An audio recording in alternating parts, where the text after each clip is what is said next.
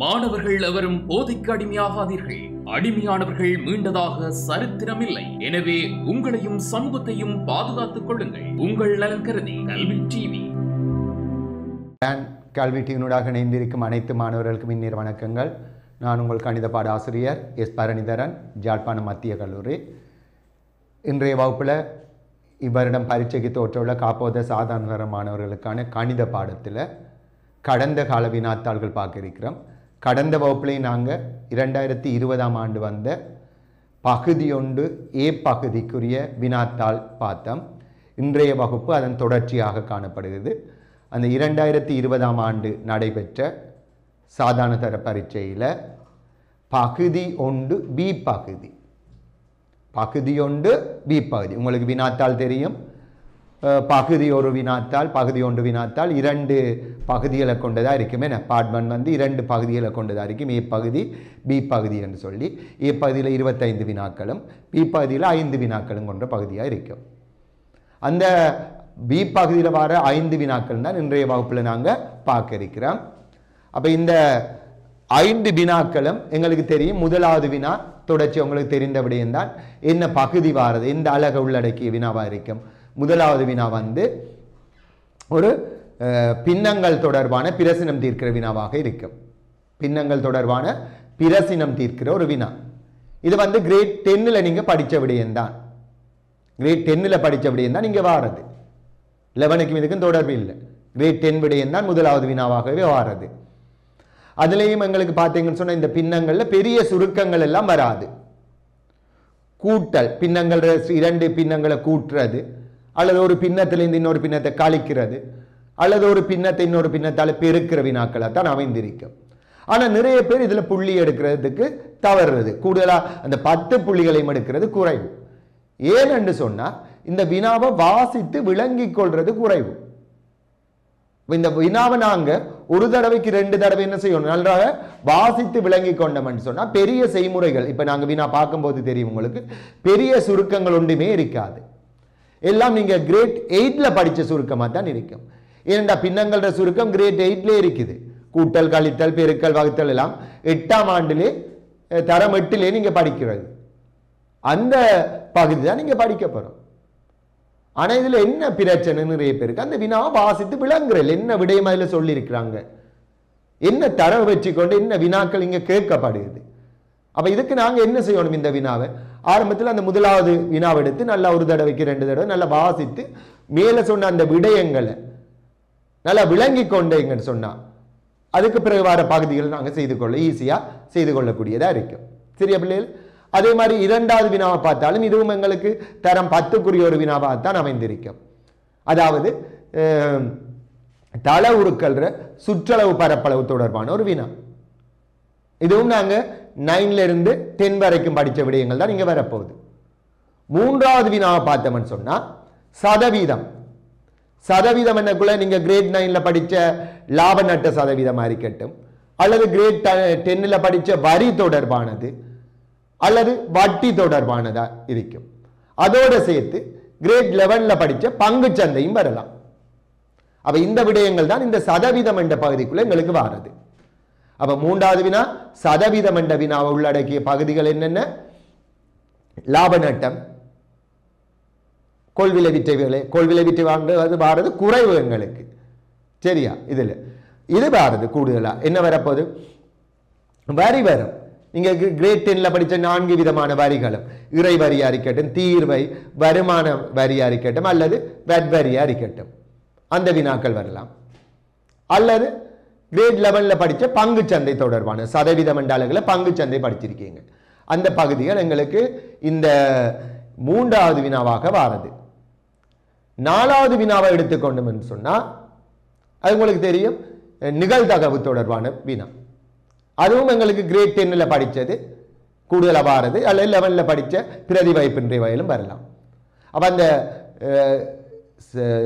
நிகழ்தகவு என்ற பகுதிக்குள்ள 2 மாதிரி வழிய நெய்யறையில் குறிக்கிறதும் படிச்சிருக்கிறோம்.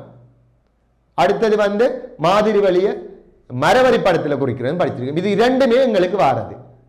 ஏ பகுதி வந்து நெய்யறையில் குறிக்கிறதும், பி பகுதி வந்து மரவரி படமும் வரும். 5வது வினாவை எடுத்துக்கொண்டோம்னு சொன்னால் அது வந்து தரவுகளை வகை குறித்தல்.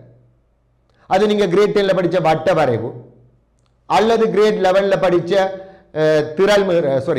வளையுறு வரையம், மீடுரன் பல்கோணி அல்லது திரள் மீடுரன் வளை. இந்த 4 பகுதிகள்: வட்ட வரைவு, வளையுறு வரையம், மீடுரன் பல்கோணி, திரள் மீடுரன் வளை. அப்ப கடந்த வருடம் பார்த்தீங்கன்னு சொன்னா உங்களுக்கு வட்ட வரைவோட தொடர்புபடுத்தி திரள் மீடுரன் வளை வந்திருந்தது. அப்ப இந்த வருடம் நாங்க கூடுதலாக வளையுறு வரையமும் மீடுரன் பல்கோணியும் எதிர்பார்க்கலாம். கூடுதலாக வாரத்துக்கான சந்தர்ப்பம் அதிகமா இருக்குது. அப்ப அதுகளை நீங்க கருத்தில் கொள்ளும். இது 5 தான் எங்களோட ஓடர். என்ன அப்ப முதலாவது பின்னங்கள், இரண்டாவது வினா வந்து என்னது சுற்றளவு பரப்பளவு தளவுருக்கள், மூன்றாவது வினா சதவீதம், நான்காவது வினாக வாரது நிகழ்தகவு, 5வது வினா வந்து தரவுகளை வகை குறித்தல். சரியா பிள்ளை? இப்ப முதலாவது வினாவுக்கு வருவோம். இது 2020ஆம் ஆண்டு நடைபெற்ற காப்போத்த சாதாரண தர கணித பாடத்துல பி பகுதி, பகுதி 1 பி பகுதி. அதுல முதலாவது வினா கவனிங்க, இங்க ஸ்கிரீன்ல தெரியுது. வினாவை வாசிக்கிறேன். எல்லா வினாக்களுக்கும் விடைகளை வினாத்தாளிலே எழுதுக. அப்ப முதலாவது வினா என்ன சொல்லி இருக்குது? வினாவை வாசிக்கிறோம், படியா விளங்கிக் கொள்ள வேணும். முதலாவது வினா: 5 லிட்டர் கொள்ளளவுள்ள 5 லிட்டர் கொள்ளளவுள்ள ஒரு பாத்திரத்தில் ஒரு வகை இனிப்பு பானம் நிரப்பப்பட்டிருந்தது. அதில் இதுல இந்த 5 லிட்டர்ல அதுல கொள்ளளவுல 10ல் 3 ஆனது உபசரிப்புக்காக பயன்படுத்தப்பட்டது. சரியா? இப்ப அந்த பாத்திரத்துல கொள்ளளவு எங்களுக்கு தந்திருக்குது 5 லிட்டர். கொள்ளளவுன்றது என்ன பிள்ளைகள்? ஒரு பாத்திரத்தை முற்றாக நிரப்ப தேவையான திரவத்தின் அளவு கொள்ளளவு. அப்ப அந்த பொட்டில நாங்க 5 லிட்டர் விட்டோம்னா அது ஃபுல்லா நிரம்பிடும். அந்த 5 லிட்டர்ல மொத்த கொள்ளளவுல 10ல் 3 பங்கெடுத்து ஒரு ஆளுக்கு கொஞ்சம் பேருக்கு உபசரிப்புக்காக எடுத்து கொடுத்துட்டாங்க. இதான் முதலாவது தரவு. அப்ப இதை வச்சுக்கொண்டு முதலாவது வினா என்ன கேட்கப்பட்டிருக்குது எங்களுக்குண்டா, உபசரிப்புக்கு ஒரு பகுதியை பயன்படுத்திய பின்னர் எவ்வளவு பயன்படுத்தினாங்க? 10ல் 3 பயன்படுத்தினாங்க. அப்ப 10ல் 3 பயன்படுத்தியதுக்கு பின்னர் எஞ்சி இருக்கும் பானத்தின் அளவு மொத்த பாத்திரத்தின் என்ன பின்னம் என்றுதான் கேள்வி. அப்ப இது ஈஸியான ஒரு வினா. ஒரு பாத்திரத்தில் இருக்கிற திரவத்தில 10ல் 3 நீங்க பயன்படுத்திட்டீங்க. மனதால பார்க்கலாம், இதுக்கு செய்முறை தேவையில்லை. 10ல் 3 பயன்படுத்தினா மீதி எவ்வளவு இருக்கும்? 10 பிரிச்சு 3 பங்க பயன்படுத்திட்டோம். அப்ப மீதி எவ்வளவு இருக்கும் பிள்ளை? 10ல் 7 பங்கு இருக்கும். இது 5ஆம் ஆண்டு ஸ்காலர்ஷிப் பிள்ளையிலே சொல்லுமே. இது ஒரு மொத்த பகுதியில 10ல் 3 பயன்படுத்தியமெண்டா மீதி எவ்வளவு இருக்கும்? 10ல் 7 இருக்கும். இதுக்கு செய்முறைகள் காட்டத்தோட நேரடியாக விட போடலாம், ஒரு புள்ளி வழங்கப்படும் இதுக்கு. அப்ப எங்களுக்கு முதலாவது கேள்வி,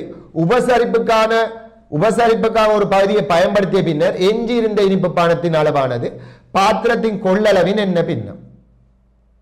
கொள்ளளவில் என்னோட நிறைய பேர் குழம்புறது. கொள்ளளவிட 10 பிரிச்சு 3 பங்கத்தானே பயன்படுத்தினது. அப்ப மீதி 10ல் 7 நேரடியா போடலாம். சரியா? அடுத்த கேள்வி, பாத்திரத்தில் எஞ்சியிருந்த இனிப்பு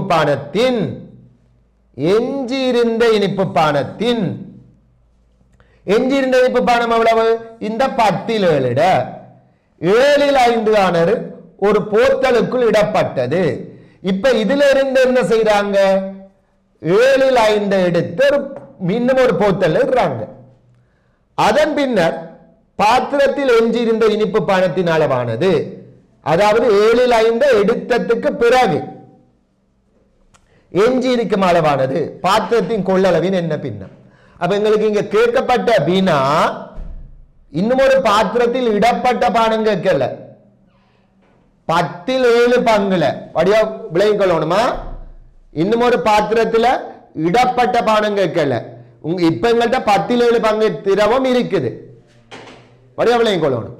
இந்த 10ல் 7 7 பிரித்து 5 பங்கு, 10ல் 7 பங்குல 7 பிரித்து 5 பங்கு இன்னும் ஒரு போத்தல்ல இட்டுட்டீங்க.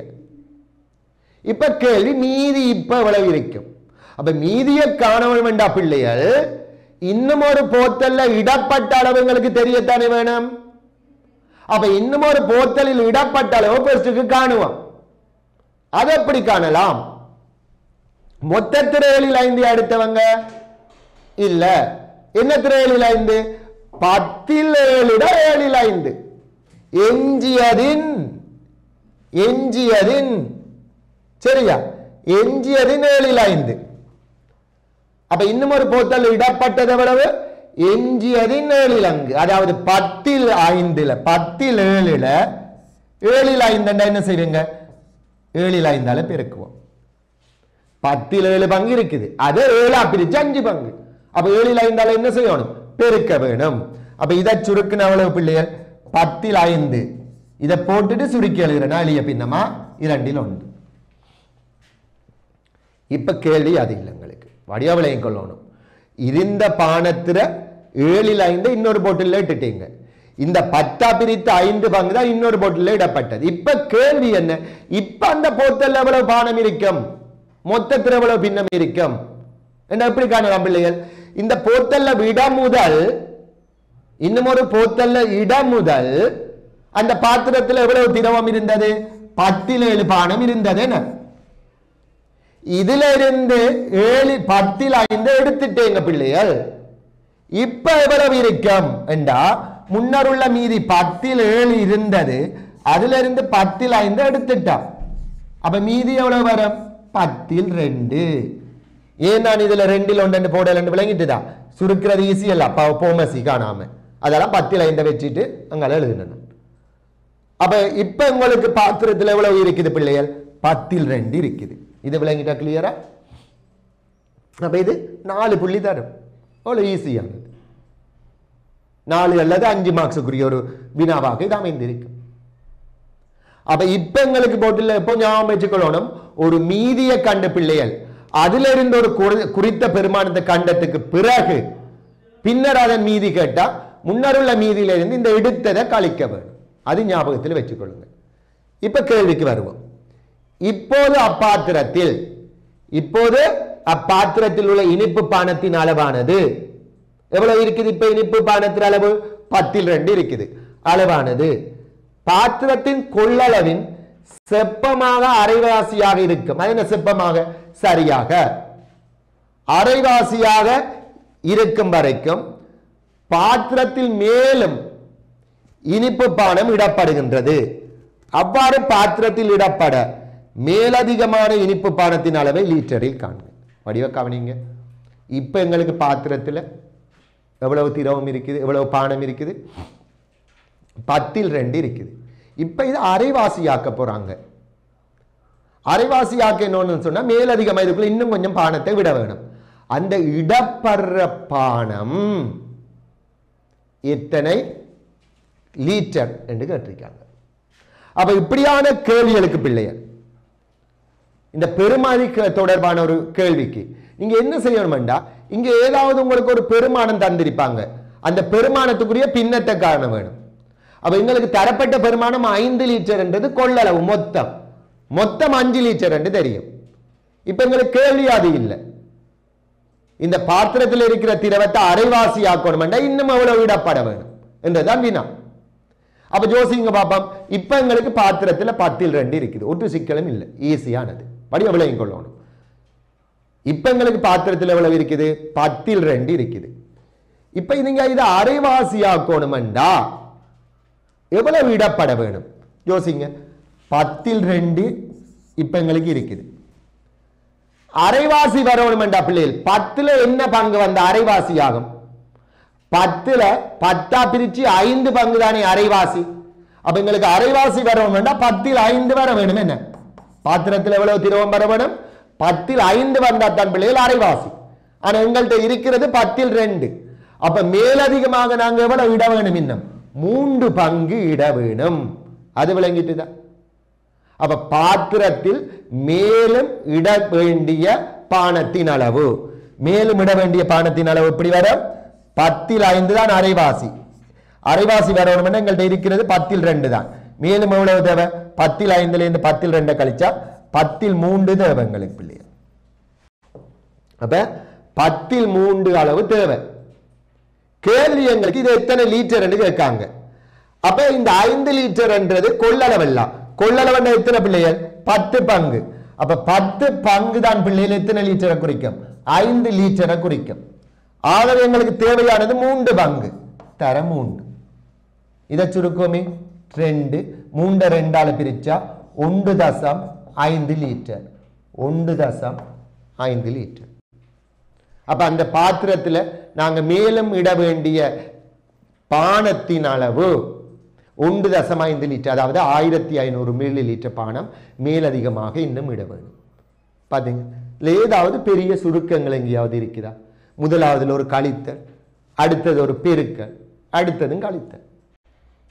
அவதான் நீ சொன்ன இந்த வினாத்தாள் ஒன்றுல வார பகுதி ஒன்று பியில வார முதலாவது வினா பின்னங்கள்ல பெரிய சுருக்கங்கள் இல்லை.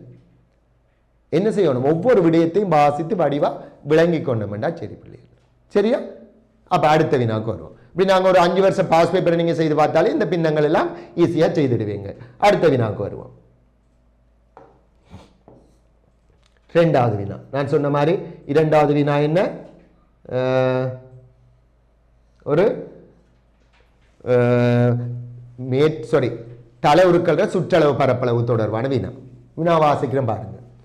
உருவில் ஒரு செவ்வக பகுதி ஏபிசிடியையும், படத்துல பாத்தீங்கன்னா தெரியும், ஏபிசிடி ஒரு செவ்வக பகுதியாம், 14 மீட்டர் ஆரையுள்ள ஒரு அரைவட்ட பகுதியையும் கொண்டுள்ள 14 மீட்டர் ஆரை, அரைவட்டத்தின் ஆரை வந்து 14 மீட்டர் அரைவட்ட பகுதியையும் கொண்டுள்ள ஒரு பூப்பாட்டி காட்டப்பட்டுள்ளது. பூப்பாட்டிக்கு வெளியே நிலற்றப்பட்டுள்ள செவ்வக பகுதிகள் இரண்டிலும் கற்கள் பரப்பப்பட்டுள்ளன. 2 நிலற்றிய பகுதியும் பாருங்க, செவ்வக வடிவமாக இருக்கிற இந்த 2 நிலற்றப்பட்ட பகுதியிலையும் கற்கள் பதிக்கப்பட்டிருக்குது. பையின் பெருமானம் 22 இங்கிலீகள் என கொள்க. பையிட பெருமானம் 22 இங்கிலீகள் என்று எடுக்கட்டாம். இப்ப வினாவுக்கு வருவோமா? முதலாவது வினா வாசிக்கிற. சரி, முதலாவது வினா வாசிப்போம். பூப்பாட்டியின் செவ்வக பகுதியின் நீளம் பிசியை காண்க. இந்த பிசிட நீளம் கேட்டிருக்கு பிள்ளையர். இதுல ஆரை வந்து 14, இது வந்து 14. அப்ப இந்த விட்டம் எவ்வளவு? 28. அதுல இது வந்து 7 போயிரும், இதுவும் 7 போயிரும். அப்ப ஃபுல்லா எவ்வளவு? 28 அல்ல, 28 சொன்னா இங்கால 7 இங்கால 7 14 போனா இந்த பிசி எவ்வளவு வரும்? 14 மீட்டர். பாருங்க, நேரடியா எழுதுறது. பிசி வந்து 14 மீட்டர். அது என்னென்று விளங்கிட்டுதா? சரி. பூப்பாட்டியின் அரைவட்ட பகுதியின் பரப்பளவு. ஒரு அரைவட்டத்திற பரப்பளவுக்கு என்ன சூத்திரம்? அரை பையார் வர்க்கம். முழுவட்டம் சொன்னா பையார் வர்க்கம், அரைவட்டம் அரை பையார் வர்க்கம். இதுல பிரதியிடுவோம். அரை தர பை வந்து 22 இங்கிலீகள் அவங்க தந்திருக்கிறாங்க. ஆரை வந்து வட்டத்தில் ஆரை எவ்வளவு தந்தவங்க? 14 மீட்டர். ஆரை என்றது இவ்வளவு நீளம் 14 மீட்டர். 14 தர 14, ஏன் 6 வர்க்கம் அல்ல. இப்ப இது சுருக்கம் 7 2 14, இந்த 14 வெட்டப்பட்டு. இப்ப 22 14 பெருக்கினீங்கன்னா 308 மீட்டர் வர்க்கம். அலகு முக்கியமா? அலகு போட்டுக்கொள்ளுங்க, மாறி போய் சென்டிமீட்டர் வர்க்கம் என்று போடுறது இல்லை. மூன்றாவது கேள்வி. அரைவட்ட பகுதியின் பரப்பளவானது, அரைவட்டம் அதாவது இந்த 308 ஆனது கற்கள் பரப்பப்பட்டுள்ள இரு பகுதிகளினதும், இந்த நிலற்றிய 2 பகுதிகளினதும் பரப்பளவுகளின் கூட்டுத்தொகைக்கு சமனெனின் செவ்வக பகுதியின் நீளம் ஏபியை காணட்டாம். சரி, இந்த ஏபிட நீளம் என்னன்னு கேட்காங்க. எங்களுக்கு இந்த பகுதியிட பரப்பளவு நாங்க காணலாம். இந்த பகுதி ஒன்றிட பரப்பளவு எப்படி காணலாம்? இந்த 2 நிலற்றிய பகுதிகள் பரப்பளவு வந்து 308. அப்ப ஒரு நிலற்றிய பகுதியிட பரப்பளவு எப்படி வரும் பிள்ளைகள்? 154. ஏன்? 308 ரெண்டும் சேர்ந்துதான், ரெண்டும் சமன். அப்ப 308 என்ன செய்யப்படுங்க? 2ஆல வகுத்தா இந்த ஒரு செவ்வக பகுதியிட பரப்பளவு வரும், அது 154 இருக்கும். அப்ப இந்த செவ்வகத்தில பரப்பளவு தெரியும் பிள்ளைகள் 154. கேள்வி, இந்த நீளம் என்ன? ஏபி. இந்த செவ்வகத்தில அகலம் தெரியும் 7 என்று சொல்லி. அப்ப ஒரு செவ்வகத்தில பரப்பளவு நீளந்தர அகலம், நீளம் ஏபி, அகலம் வந்து 7. இத பெருக்குனா இந்த செவ்வகத்துல பரப்பளவு வரும். அது எதுக்கு சமன் என்று தந்திருக்காங்க? 154க்கு சமன் என்று தந்திருக்காங்க. இதுல இருந்து நாங்க ஏபி எப்படி காணலாம்? பெருக்கப்படுற 7 இந்த 154 வந்து பிரிக்கும். 154 7ஆல பிரிச்சு விட்டோம்னு சொன்னா 22 மீட்டர். அப்ப இந்த நிலற்றிய பகுதி செவ்வக பகுதி ஒன்றுட நீளம் வந்து 22 மீட்டர். சரியா? அடுத்த வினாவுக்கு வருவோம். முழு பூப்பாத்தினதும் சுற்றளவை கண்டு முழு பூப்பாத்தினதும் சுற்றளவை கண்டு அச்சுற்றளவுக்கு சமனான சுற்றளவையும் அரைவட்டத்தின் விட்டத்துக்கு சமனான அகலத்தையும் கொண்டு ஒரு செவ்வகத்தின் நீளத்தை காண்க. கேள்வியோடைய வாசிக்கும். முழு பூப்பாத்தினதும் சுற்றளவு. முழு பூப்பாத்தி என்றது என்ன? இந்த அரைவட்ட வில் இப்படி வந்து இந்த வளைந்த பகுதியால வந்து இங்க வரைக்கும் முடியும். அப்ப எங்களுக்கு அரைவட்ட வில்ற நீளம் எங்களுக்கு காண வேணும். அரைவட்ட வில்லுக்கு என்ன சமன்பாடு? பையார். முழு வட்டம் என்றா 2πr, அரைவட்டத்துக்கு பையார். 22 7 6 எவ்வளவு பிள்ளைகள்? 14. இதை சுருக்குனா 44. இப்ப சுற்றளவு சொல்லுங்க. இந்த 44 பிளஸ் அரைவட்ட வில் வரும் 44 சக வேற எந்த நீளம் வரப்போது? வேற எந்த நீளம்? இந்த 7. சரியா? அடுத்தது என்ன வரப்போது? இந்த 7 வரும். திரும்ப இந்த 22 வரும். இது வந்து ஏற்கனவே கண்டிருக்கோம் 28. இந்த 22 வரும். இந்த 7 வரும். அதோட இந்த அரைவட்டது இதுதான் சுற்றளவு. அப்ப எந்த நீளம்? 22 நாங்க வில்ற நீளம் கண்டுட்டோம் பிள்ளைகள். அப்ப சாரி வில்ற நீளம் 44 கண்டாச்சுது. இந்த 7 அங்க மற்ற பக்கம் ஒரு 7 இருக்கு. அப்ப 14 பிளஸ் ஏபி நீளம் ஏற்கனவே கண்டிருக்கிறோம். ஏபி வந்து 22. அதே மாதிரி டிசி நீளமும் 22 44 பிளஸ் பிசி நீளம் வரப்போது. பிசி எவ்வளவு கண்டு வச்சிருக்கிறோம்? 28ல 14 போனா 14 பிசி முதலாவது கண்டுட்டோம். இப்ப இவ்வளத்தையும் கூட்டுங்க. 44 எத்தனை வரும்? 88. 14 14 28 கூட்டினீங்கன்னு சொன்னா 116 வரும். 8 மணி 16 1 மீட்டர் 116 மீட்டர். என்னது? இந்த பூப்பாத்திர சுற்றளவு. இப்ப கேள்வி அது இல்லை. இப்பூப்பாத்தியின் சுற்றளவை கண்டு அச்சுற்றளவுக்கு சமனான சுற்றளவையும், அதாவது எவ்வளவு? 116 மீட்டரையும் அரைவட்டத்தின் விட்டளத்துக்கு, அரைவட்டத்திர விட்டம் எவ்வளவு வந்த பிள்ளைகள்? விட்டம் எவ்வளவு? 14 விட்டம் 28. 28க்கு சமனான அகலத்தையும் கொண்டு ஒரு செவ்வகத்தின் நீளத்தை காண்க. ஒரு செவ்வகம் ஒன்று இருக்குதா? இந்த செவ்வகத்திர சுற்றளவு 116. இதுல அகலம் வந்து எவ்வளவு? விட்டத்துக்கு சமன். விட்டம் எவ்வளவு? 28. இதுவும் அப்ப 28. கேள்வி இந்த நீளம். சுற்றளவு தெரியும் பிள்ளைகள் எங்களுக்கு எத்தனை? 116. அப்ப 28 28 56. அப்ப 116ல இருந்து என்ன செய்வோம்? 56 கழிச்சேங்கன்னு சொன்னா சரியா? எத்தனை வரும்? 62 வரும். இந்த 62 சொல்றது என்ன? 2 நீளத்திர அளவு. 2 நீளங்களும் தான் 60 மீட்டர். ஆகவே அகலம் எவ்வளவு? சாரி 2 நீளம் தான் 60. அப்ப ஒரு நீளம் எவ்வளவு? 30. 60 2ஆல பிரிச்சா 30 மீட்டர் என்று வரும். அப்ப திரும்ப இருக்க இந்த வினா வாசிக்கிறோம் பாருங்க. முழு பூப்பாத்தினதும் சுற்றளவை கண்டு. பூப்பாத்தி வந்து ஏபிசிடி என்ற செவ்வகத்தையும் ஒரு அரைவட்டத்தையும் கொண்டதுதான் பூப்பாத்தி. அப்ப பூப்பாத்திர வில்ற நிலங்கானும் பூப்பாத்தி ஒரு அரைவட்ட வில். அரைவட்ட வில்லுக்கு என்ன சமன்பாடு? பையா. ஆரை வந்து 14. அப்ப பை வந்து 22 6 14 போட்டீங்கன்னா 44 வந்தது வில்ற நீளம். இப்ப சுற்றளவு என்னக்குள்ள 44 வரும். 2 சைடில் உள்ள நிலங்கள் 7 மேலும் 14. ஏபி வந்து 44 ஏற்கனவே சாரி ஏபி வந்து 22 கண்டுட்டோம். டிசியும் 22. அப்ப 22 22 44. கீழே பிசி வந்து 14. அப்ப அவ்வளோத்தையும் கூட்டினீங்கன்னு சொன்னா என்ன பெருமானம் வந்தது? 116 மீட்டர். அப்ப 116 மீட்டர் சுற்றளவை உடையதான் இந்த பூப்பாத்தி. அப்ப நாங்க உருவாக்குற செவ்வகத்திர சுற்றளவும் என்ன? 116. அந்த செவ்வகத்தின் அகலம் என்னவாம்? அரைவட்டத்தின் விட்டலத்துக்கு சமனானது. அப்ப அரைவட்டத்தின் விட்டம் வந்து எவ்வளவு வரும்? 28. 6 14 விட்டம் 28. அப்ப 28 28 56 கழிச்சீங்கன்னு சொன்னா 60 வரும். 60 என்றது 2 நீளமும், அப்ப ஒரு நீளம் 30 மீட்டர். விளங்கிட்ட பிள்ளையார்? அப்ப இரண்டாவது வினா தளவுருக்கள் சுற்றளவு பரப்பளவு தொடர்பான இலகுவான ஒரு வினா உண்டு. சரியா?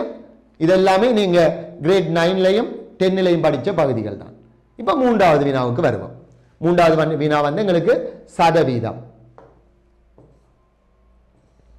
சரி, இதுவும் கிரேட் 10க்குரிய பகுதி தான். சரி,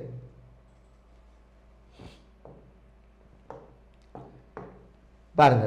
ஒரு குறித்த நகர சபை வீடுகளுக்காக அவற்றின் ஆண்டு மதிப்பீட்டு பெருமானத்தின் ஒரு குறித்த நகர சபை வீடுகளுக்காக அவற்றின் ஆண்டு மதிப்பீட்டு பெருமானத்தில் 12% இறைவரியாக ஆண்டுதோறும் அறவிடுகிறது. 12% இறைவரியாக ஆண்டுதோறும் அறவிடப்படுகிறது. சரி, கமலனின் வீட்டின் ஆண்டு மதிப்பீட்டு பெருமானம் 15,000 ஆகும். அவர் செலுத்த வேண்டிய ஆண்டு இறைவரி யாது? அப்ப இறைவரி என்றது என்ன பிள்ளைகள்? எங்கட வீட்டிட ஆண்டு பெருமானத்தில ஒரு குறிப்பிட்ட ஒரு சதவீதத்தை, ஆண்டு பெருமதியில ஒரு குறிப்பிட்ட சதவீதத்தை நகர சபை அல்லது பிரதேச சபை அல்லது மாநகர சபை அல்லது உள்ளூராட்சி மன்றங்கள்ல செலுத்துறது தான் இந்த இறைவரி. இறைவரி என்றது எங்கட சொத்துக்களுக்கு, காணிகள், வீடுகள், கட்டடங்களுக்கு, வியாபார நிலையங்களுக்கு நகர சபையால் அறவிடப்படுற அல்லது மாநகர சபையால் அறவிடப்படுற வரி தான் இறைவரி. அப்ப அந்த வீட்டு பெருமதியில 12% இறைவரியாக நாங்கள் செலுத்தவன். வீட்டு ஆண்டு பெருமதி எங்களுக்கு தந்திருக்கு 15,000. ஆகவே இப்ப 15,000 ஆண்டு பெருமதி வீடா இருக்காது, பெரிய பெருமதிகளாக இருக்கும். இதெல்லாம் முதல் உள்ள பெருமதிகள். அப்ப இப்ப கேள்வி, ஆண்டு இறைவரி எப்படி காணலாம்?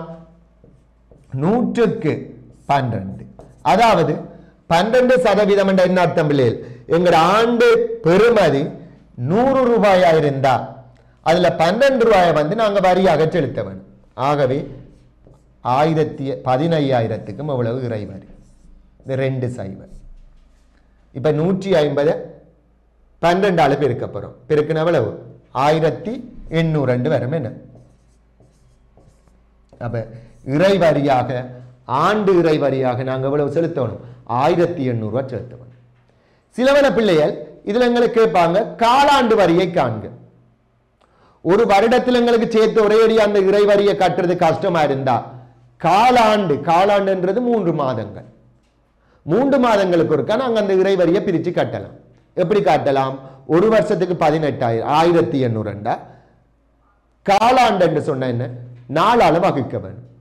அதை காலாண்டு வரி என்று சொல்லுவோம். ஆண்டு வரியை 4ஆல வகுத்து வாரது காலாண்டு வரி. எங்களுக்கு காலாண்டு வரி கேட்கல, நான் சொல்றேன் உங்களுக்கு. சரி, அடுத்த வினா. கமலன் தனது வீட்டினை மாத வாடகை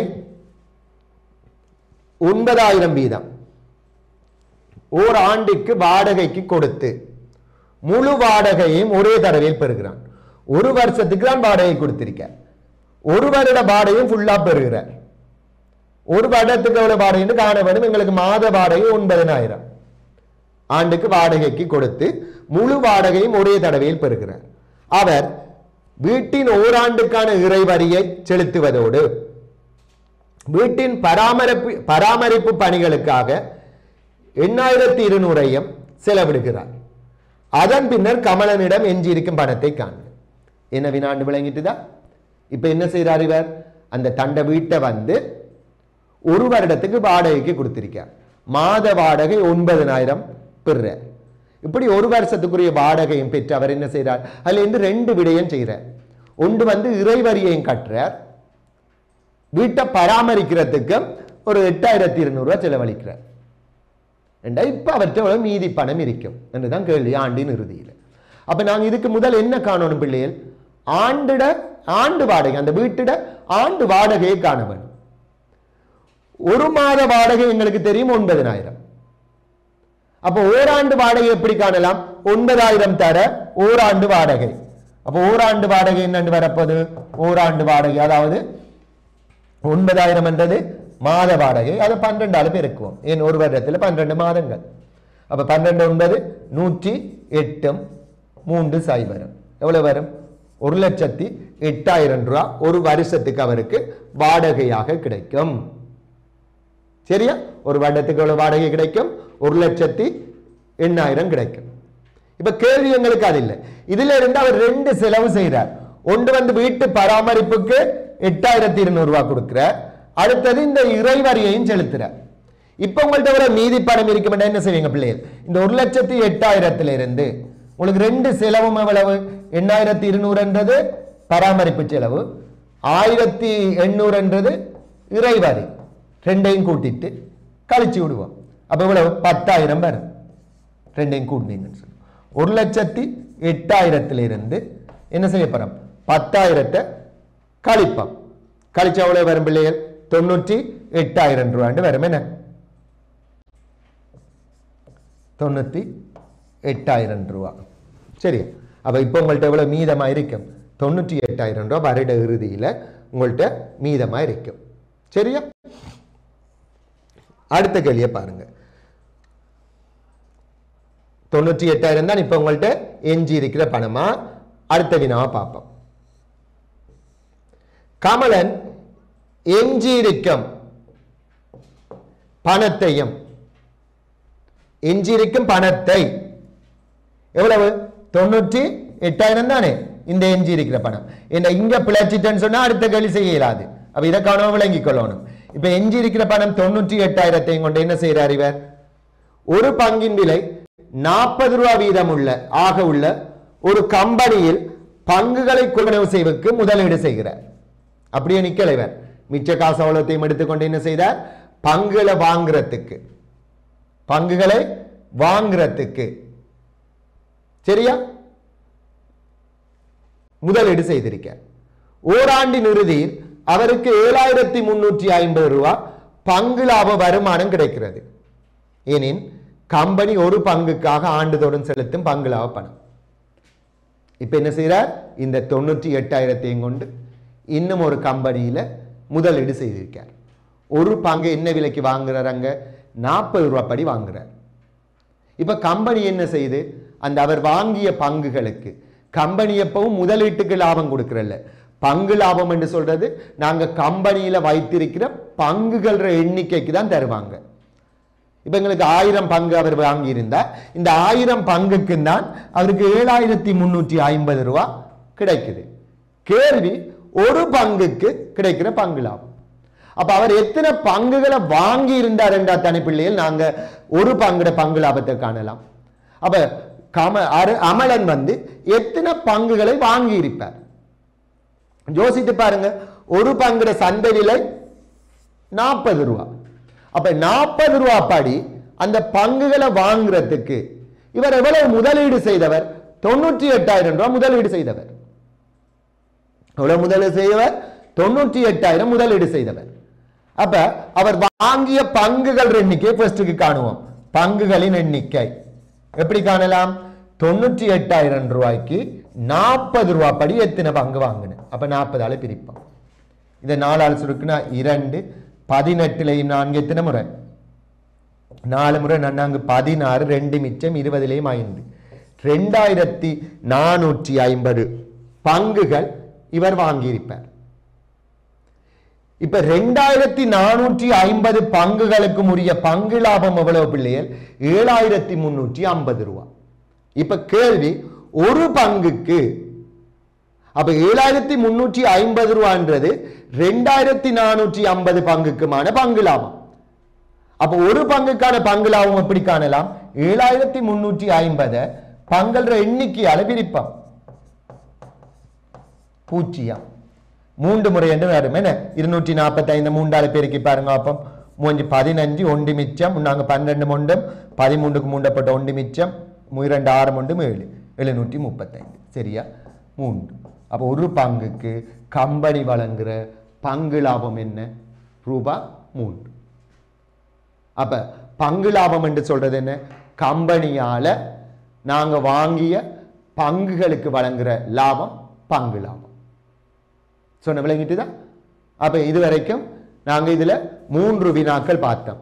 முதலாவது பின்னங்கள் தொடர்பான பிரசினம், தரவு, 2வது வந்து சுற்றளவு பரப்பளவு, 3வது வந்து சதவீதம். இது சதவீதத்தில் மேல் பகுதி வந்து கிரேட் 10க்குரிய இறைவரியாக இருந்தது. பி பகுதி அடுத்த பகுதி கடைசி வினாவாக வந்தது எங்களுக்கு கிரேட் லெவலில் படித்த பங்கு சந்தையாக இருந்தது. இன்னும் 2 வினாக்கள் இருக்கு. இதை நாங்கள் அடுத்த வகுப்பில் பார்க்க முடியும். கல்வி டிவியில் புத்தம்புது நிகழ்ச்சிகளை உடனுக்குடன் பார்த்து மகிழ எமது ஃபேஸ்புக் மற்றும் யூடியூப் பக்கத்தை லைக் செய்யுங்கள்.